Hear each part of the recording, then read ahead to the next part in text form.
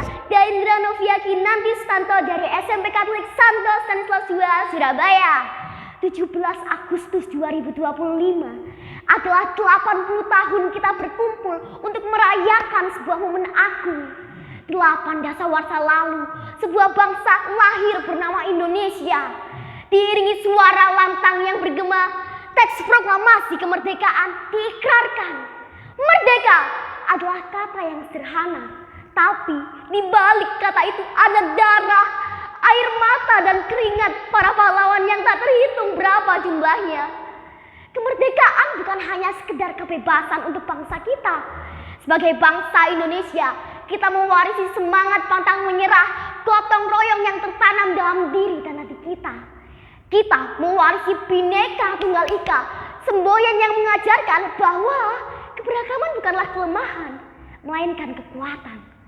Kita mewarisi semangat juang yang tak pernah padam, keberanian para pemuda dalam mengambil resiko, mengorbankan segalanya demi tanah air. Kita mewarisi Pancasila sebagai fondasi kokoh keberagaman kita. Kita mewarisi UUD 45 sebagai landasan negara kita. Wahai bangsa Indonesia, perjalanan kita tidaklah mudah. Sejarah telah mencatat banyak peristiwa. Gerakan G30 SPKI, krisis moneter 97, hingga referendum untuk Timur Timur yang membuat provinsi termuda kala itu lepas dari pangkuan Ibu Pertiwi. Setiap kali jatuh, kita bangkit. Setiap kali terpuruk, kita berdiri kembali tanpa pernah kehilangan jati diri. Pancasila dan Undang-Undang 45 bukan sekedar teks di lembaran kertas. Keduanya adalah kompas moral kita.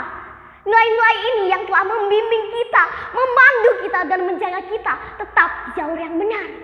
Kita merayakan warisan kemerdekaan bukan hanya pencapaian fisik seperti kemajuan infrastruktur dan teknologi. Kita merayakan keberhasilan menjaga persatuan toleransi dan dalam membangun kembali impian-impian yang sempat luntur. Masa lalu adalah pembelajaran, masa depan adalah medan perjuangan. 80 tahun adalah waktu yang panjang, tapi ini hanyalah awal dari perjalanan yang jauh lebih panjang. Yang perlu dipertanyakan adalah apa yang kita wariskan kepada generasi berikutnya. Saat ini kita tidak lagi berjuang melawan penjajah dari luar. Penjajah tidak lagi datang dalam bentuk tentara dengan senapan. Penjajah baru datang dengan cara yang lebih halus, lebih canggih, dan seringkali tak disadari. Ini adalah penjajah pikiran, ekonomi, dan penjajah budaya. Melalui kawah yang kita genggam setiap hari, tanpa kita sadari konten-konten receh dan video pendek meninabobokan kita. Brainrot mewabah. Pikiran-pikiran kita sekarang dikendalikan oleh informasi yang belum tentu benar, memicu perpecahan dan menghilangkan kemampuan kita untuk berpikir kritis. Budaya asing masuk tanpa filter, menggerogoti nilai-nilai luhur kita seperti gotong royong, sopan santun, dan toleransi. Nilai-nilai itu perlahan terkikis oleh individualisme dan gaya hidup konsumtif. Produk impor membanjiri pasar, mematikan usaha-usaha lokal. Dan sekarang kita tidak lagi menjadi tuan di negeri sendiri, melainkan hanya menjadi pasar bagi bangsa lain.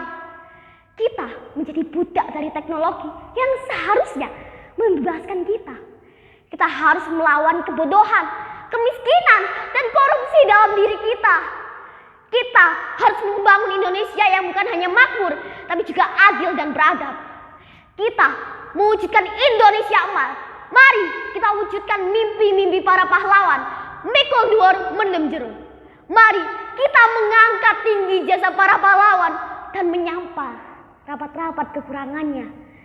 Mari kita ciptakan Indonesia yang berdiri kokoh, berdaulat, adil dan makmur, agar Indonesia emas terwujud dengan nyata. Terima kasih. Dirgahayu Republik Indonesia Merdeka!